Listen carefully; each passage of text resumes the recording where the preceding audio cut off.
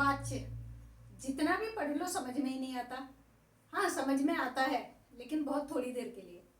थोड़ी देर के बाद फिर से मन में यही सवाल उठता है, वाच्य होता क्या है, कैसे वाक्य को पहचाने कि इसमें कौन सा वाच्य है। नमस्कार, हेलो एवरीवन, मैं रिनी सिंह स्वागत करती हूँ आप सभी का इस वीडियो में। आज इस वीडियो के माध्यम से हम सरल से सरल, इजी से इजी वे में ये जानेंगे कि वाच्य किसे कहते हैं और हमें वाच्य में आगे कंफ्यूजन ना हो, उस बात को हम पूरी तरह से आज क्लियर करने की कोशिश करेंगे। ठीक है, आप सभी को बहुत ध्यान से देखना है।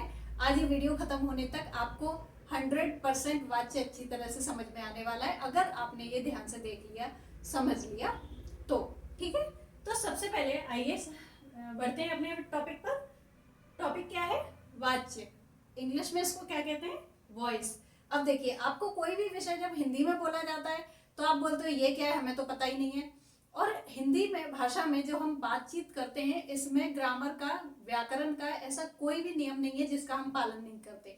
हम हर एक नियम का पालन करते हैं, लेकिन समस्या जब आती है जब हम उसको व्याकरण के अनुसार पढ़ते हैं, है ना। हम वाच्य का भी प्रयोग अपनी भाषा में करते हैं, वाक्यों का भी करते हैं, हर तरीके के शब्दों का भी करते हैं, पूरा अलंकार, पूरा जितना भी हिंदी में टॉपिक्स हैं हम सब का प्रयोग करते हैं अपनी भाषा में।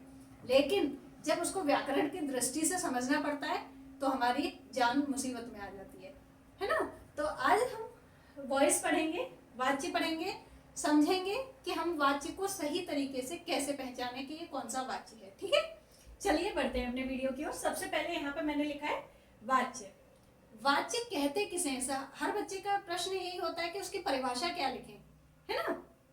अब देखो, वाच्य में सबसे पहले सबसे महत्वपूर्ण जो रोल रहता है, जो किरदार रहता है, वो किसका रहता है? क्रिया का। ठीक है, जो सबसे ज्यादा इंपॉर्टेंस रहती है वाच्य को पहचानने में, वाच्य को परिवर्तित करने में, वो किसकी रहेगी? क्रिया की।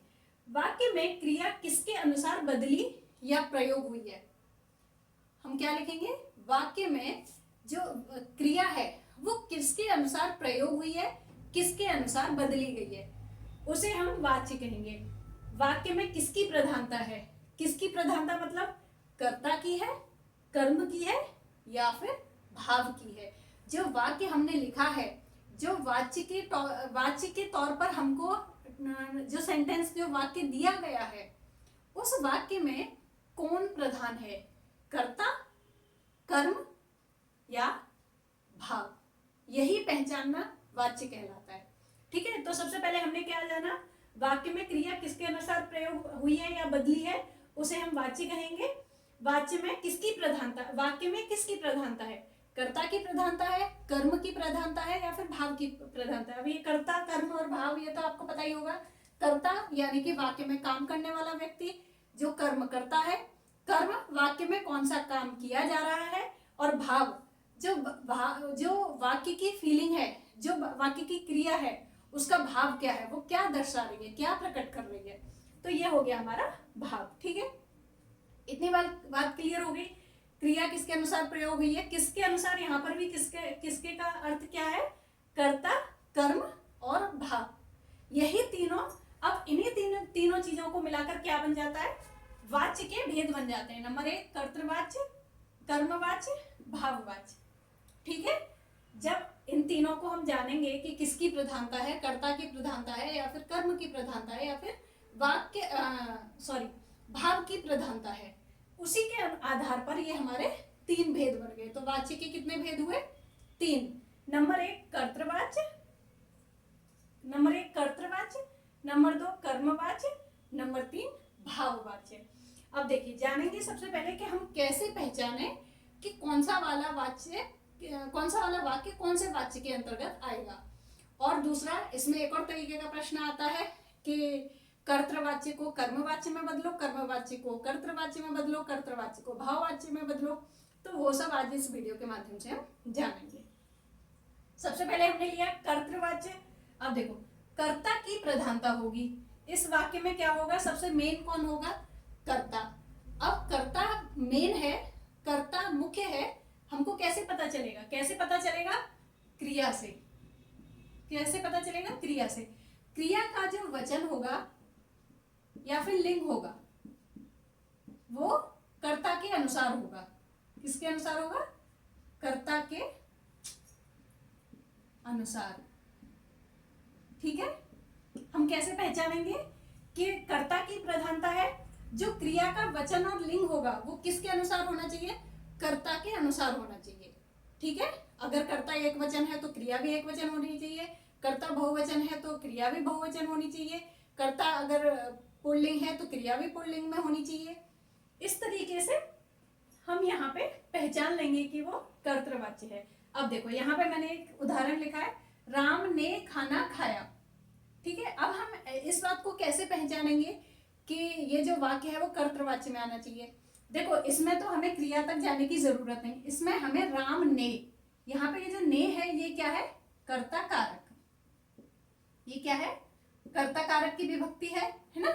तो इसने क्या किया, ने अपने आप ही राम को इस वाक्य का मुख्य बना दिया, राम को इस वाक्य में सबसे मेन दिखा दिया इस ने, क्योंकि कर्ता कारक की विभक्ति आ गई तो सारा बात ही खत्म, आगे हमें देखने की जरूरत ही नहीं।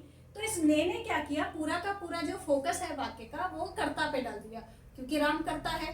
तो ये हमारा कौन सा वाक्य आ गया? कर्तृवाच्य। इसको हम किसके अंदर रखेंगे? कर्तृवाच्य के अंदर। अब देखो यहाँ पे धोबी कपड़े धोता है, दूसरा वाक्य कौन सा लिया है? धोबी कपड़े धोता है। अब इसमें कोई भी कर्ता कारक की विभक्ति नहीं है, इसमें कर्ता कारक की विभक्ति है ही नहीं, लेकिन फिर भी ये हमने कर्तृवाच्य में रखा है। क्यों रखा है? क्योंकि जो क्रिया है वो किसके अनुसार, क्रिया का जो लिंग है वो किसके अनुसार है? धोबी के अनुसार। यानी कि धोबी कौन है? पुल्लिंग है, धोता है कौन है? पुल्लिंग है, क्रिया।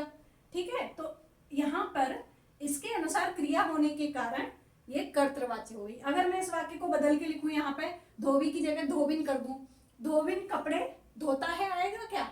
नहीं, ये जो धोता है क्या हो जाएगा फिर? धोती है।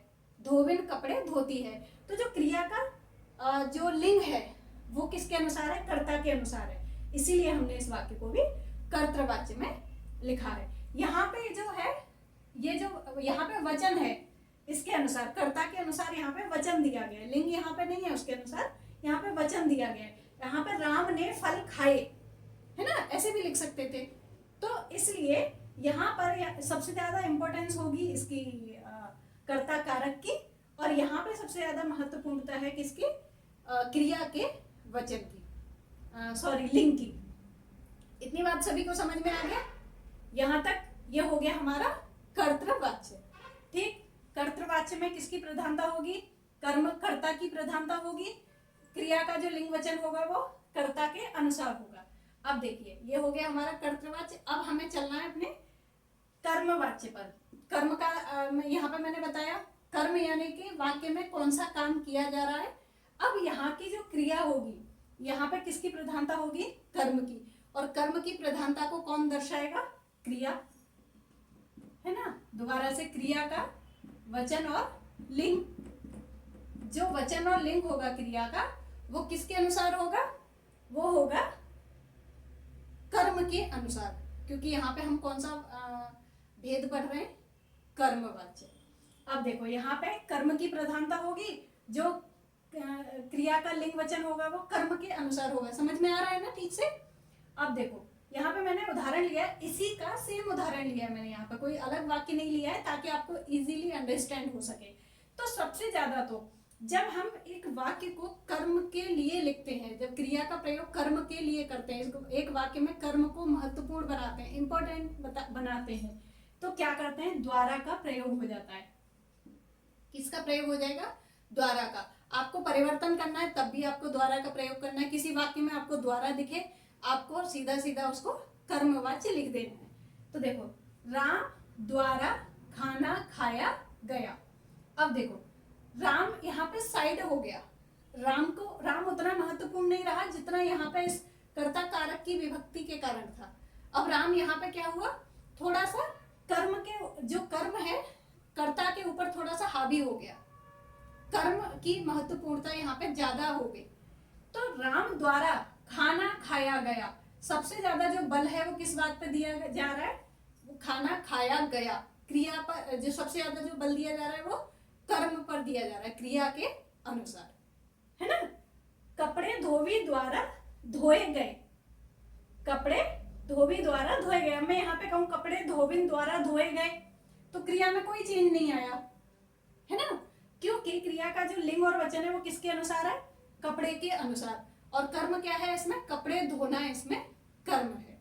मुझे उम्मीद है कि मैं अच्छे तरीके से एक्सप्लेन कर पा रही हूँ और आप लोग अच्छे तरीके से समझ पा रहे हैं। ठीक, तो यह हो गया हमारा कर्तृवाच्य, ये हो गया हमारा कर्मवाच्य। यहाँ पे हमने जो वाक्य लिखे थे वो लिखे थे कर्तृवाच्य में, इन्हीं वाक्यों को हमने परिवर्तन करके लिखा कर्मवाच्य में। ठीक, अब ये हमारे दोनों वाच्य हो गए कंप्लीट, कर्मवाच्य हो गया, कर्तृवाच्य हो गया। अब आता है हमारा भाववाच्य। भाववाच्य को हम कैसे समझे, अब देखो भाववाच्य के लिए मैंने यहाँ पे क्या लिखा, न कर्ता की और ना ही कर्म की। ना तो कर्म की प्रधानता होगी ना ही कर्ता की प्रधानता होगी। कर्तृवाच्य में किसकी प्रधानता थी, कर्ता की। कर्मवाच्य में किसकी प्रधानता थी, कर्म की। अब भाववाच्य में दोनों में से कोई भी नहीं, किसी की भी प्रधानता नहीं होगी। प्रधानता होगी तो किसकी, क्रिया की। इसमें इन दोनों वाक्यों में क्रिया ही महत्वपूर्ण बना रही थी। कर्म को महत्वपूर्ण बना रही थी तो वो कर्मवाच्य था, कर्ता को महत्वपूर्ण बना रही थी तो वो कर्तृवाच्य था। अब यहाँ पे क्रिया ही अपने आप में महत्वपूर्ण होगी, समझ पा रहे हैं ना आप। तो क्रिया ही इसमें क्या होगी, महत्वपूर्ण हो गई। अर्थात क्रिया महत्वपूर्ण होकर क्या करेगी, भाव प्रकट करेगी। क्रिया किसको प्रकट करेगी, भाव को। और 90%, 99% ये जो वाक्य होते हैं वो किसमें होते हैं, नकारात्मक वाक्य होते हैं, यानी कि नेगेटिव सेंटेंस होते हैं। ये हमारी सबसे बड़ी पहचान है। इस जो अंतर्गत इसके आता है, भाववाच्य के अंतर्गत जो उदाहरण आते हैं उसमें सबसे ज्यादा हमारा प्लस पॉइंट है पहचानने के लिए कि सारे के सारे वाक्य जो हैं नकारात्मक वाक्य में होंगे। कुछ वाक्य होंगे जो परमिशन के लिए होते हैं या जो आदेश के लिए होते हैं, वो हो सकता है सकारात्मक वाक्य हों, लेकिन बाकी के सारे जो सेंटेंसेस होंगे, जो वाक्य होंगे, वो नकारात्मक वाक्य में होंगे। ठीक है, अब जैसे कि नकारात्मक वाक्य किस तरीके से होंगे, अब सोया नहीं जाता, यहाँ पर सोया नहीं जाता, इससे आगे क्या लिखा हुआ है उसकी कोई इंपॉर्टेंस नहीं है, कोई महत्वपूर्णता नहीं है। महत्वपूर्ण कौन है, सोया नहीं जाता। तो यहाँ पर ये जो क्रिया है किस पर बल दे रही है, भाव पर बल दे रही है। मुझसे भागा नहीं जाता, मुझसे क्या नहीं होता, भागा नहीं जाता, दौड़ा नहीं जाता। तो यहाँ पर भी वो एक किसको प्रकट कर रहा है, भाव को प्रकट कर रहा है कि नहीं, मुझसे अब ये काम नहीं होता। ना तो यहाँ पे मैं इंपॉर्टेंट हूँ, ना यहाँ पे काम इंपॉर्टेंट है। सबसे ज्यादा इंपॉर्टेंट यहाँ पे क्या है, भाव। यहाँ पे सबसे ज्यादा प्रधानता किसकी है, भाव की। ठीक है, तो इस तरीके से ये हमारे तीनों वाच्य थे। तीनों वाच्य मुझे उम्मीद है कि पूरा बहुत अच्छे से समझ में आ गए होंगे आपको। देखिए, इसका कर्म का और इसका कर्तृ का मैं एक और एग्जांपल देकर आपको समझाने की कोशिश करती हूँ, हो सकता है अभी भी आपको कोई डाउट रह गया हो। अब देखो, यहाँ पर मैंने जैसे कि आपको बताया कि लिंग और वचन कर्ता के अनुसार होगा, किसमें, कर्तृवाच्य में। कैसे होगा, कर्तृवाच्य। अब जैसे कि यहाँ पे मैं एक उदाहरण लिखूं, राम पढ़ता है। ठीक है, तो ये जो क्रिया है इसका लिंग क्या है, राम के अनुसार है, क्योंकि राम कौन है, पुल्लिंग है, तो राम के अनुसार है। अब यहाँ पे मैं लिखूं रीना पढ़ती है, रीना पढ़ती है, ये किसके अंतर्गत आएंगे, ये बताइए जल्दी से, कमेंट में लिखिए ये वाक्य किसके अंतर्गत आने चाहिए। यहाँ पे लिखा ही हुआ है ऑलरेडी, कर्तृवाच्य के अंदर। तो देखो, यहाँ पर हमने लिखा था पढ़ता है, क्यों लिखा था, क्योंकि राम का जो लिंग है वो क्या है, पुल्लिंग है। यहाँ पे हमने लिखा है पढ़ती है, क्यों लिखा है, क्योंकि रीना जो है स्त्रीलिंग है। ठीक है, तो इस तरीके से आपको समझ में आ गया, ये कर्तृवाच्य है। अब कर्मवाच्य देखो, कर्मवाच्य के लिए मैं एक उदाहरण लेती हूं, कर्मवाच्य। मोहन द्वारा साइकिल चलाई गई। ठीक है, अब ये साइकिल है, साइकिल का लिंग क्या है, साइकिल का जो लिंग है वो क्या है, स्त्रीलिंग है। इसीलिए यहाँ पे हमने क्या लिखा, स्त्रीलिंग में ही क्रिया का प्रयोग किया। तो ये सीधा सीधा किसको कनेक्ट कर रही है, किसके ऊपर असर डाल रही है, कर्म के ऊपर, साइकिल के ऊपर डाल रही है। तो साइकिल के अनुसार इसका जो है लिंग है, इसलिए ये कौन से वाच्य में आ जाएगा, कर्मवाच्य में, क्योंकि जो क्रिया है वो सीधा सीधा कर्म के लिए प्रयोग हो रही है। ठीक है, अब मैं एक और वाक्य लिखती हूं, मोहन द्वारा जहाज उड़ाया गया, उड़ाया गया।